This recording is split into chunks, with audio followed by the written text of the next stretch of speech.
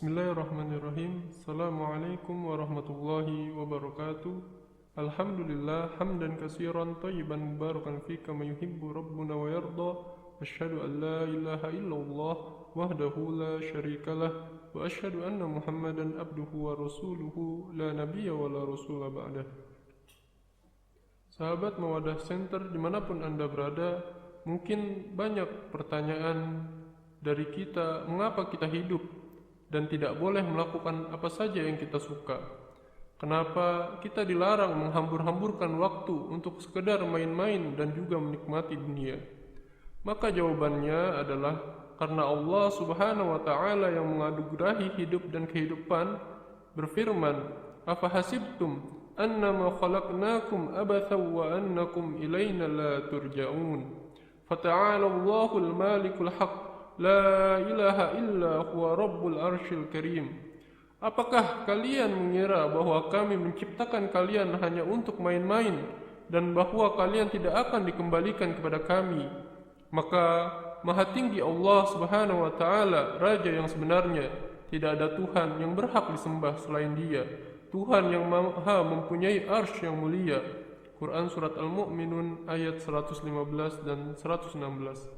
Maka menjelaskan ayat di atas, Syekh Abdurrahman As-Sa'di dalam tafsirnya mengatakan, "Wahai manusia sekalian, apakah kalian mengira bahwa kami menciptakan kalian hanya untuk main-main, kesia-siaan dan kebatilan saja, untuk sekedar makan, minum, bersenang-senang dan menikmati berbagai kenikmatan dunia, lalu kami akan meninggalkan kalian begitu saja, tidak memberi balasan kebaikan dan tidak dosa-dosa kalian? Sungguh maha suci Allah, ini adalah perkara yang batil."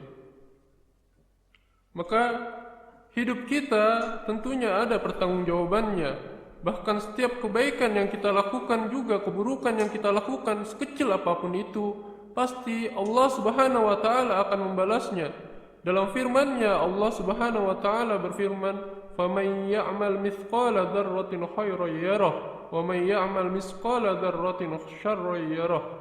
Barang siapa mengerjakan kebaikan seberat atom, niscaya dia akan melihat balasannya. Dan barang siapa yang mengerjakan kejahatan seberat atom pun, niscaya dia akan melihat balasannya. Maka sahabat Mawadah Center dimanapun Anda berada, kita hidup dalam waktu yang sangat singkat. Seiring dengan pergantiannya siang dan malam, kita lahir melalui masa kanak-kanak, remaja, dewasa, dan kemudian menjadi tua. Semua terasa berjalan dengan begitu cepat, seperti masa tanam. Jika masanya sudah lewat, maka tidak mungkin bisa ditanam pada masa lainnya. Demikian pula dengan hidup. Jika telah datang ajalnya, maka kita tidak akan bisa lari dari kematian. Jika ajal telah datang, yang tertinggal hanyalah melakukan amal kebaikan. Tidak mungkin bisa kita menebusnya lagi. Bila masa kanak-kanak telah lewat, maka ia akan lewat selama-lamanya, tidak akan pernah kembali. Bila masa remaja telah lewat, maka ia akan lewat selama-lamanya, tidak akan pernah kembali. Demikian pula detik-detik waktu kita yang sudah berlalu. Kehidupan kita di dunia, ia tidak akan pernah kembali lagi. Maka yang tinggal adalah masa panen kelak di akhirat.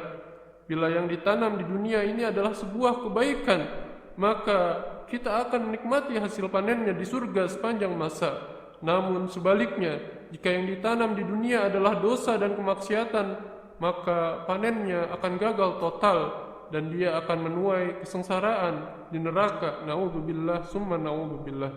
Karena itulah Rasulullah sallallahu alaihi wasallam memberi motivasi bagi kita kaum muslimin, "Ightanim khamsan qabla khamsin, syababaka qabla haramika, wa sihatika qabla saqamika, wa ghinaka qabla faqrika, wa faragaka qabla syughlika, wa hayatak qabla mautika."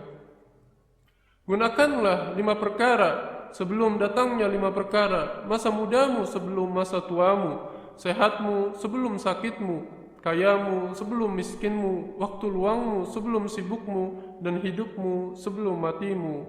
Hadis riwayat Al-Hakim. Maka seorang penyair berkata, "Seorang hanyalah pengendara di atas pundak umurnya, berkelana mengikuti hari dan bulan, ia lalui siang dan malam harinya.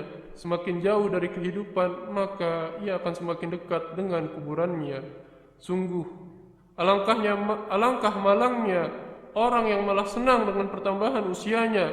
Mereka mengadakan acara-acara yang tidak ada dalam tuntunannya dalam Islam, mengadakan ulang tahun. Bagaimana ia bisa senang sementara hari-harinya melenyapkan bulannya, bulannya melenyapkan tahunnya, dan tahunnya melenyapkan usianya, lalu berhenti usia mengusungnya pada kematian. Bagaimana ia bisa bergembira tanpa amal soleh yang ada dalam dirinya terhadap usianya yang pergi tanpa ada penggantinya? Manusia sejak diciptakannya adalah terus berjalan sebagai seorang musafir, seorang pengelana, tidak ada tempat berhenti kecuali surga ataupun neraka. Jadi, gunakanlah hidup kita dengan rentang waktu dan kesempatan yang tidak ternilai harganya ini, karena seperti itulah para salaf sangat perhatian terhadap waktu mereka. Mereka gunakan waktu mereka dengan sebaik-baiknya. Mereka gunakan untuk ibadah sampai maut menjemputnya. Subhanakallahumma wa bihamdik, asyhadu an la ilaha illa anta, astaghfiruka wa atubu ilaik. Assalamualaikum warahmatullahi wabarakatuh.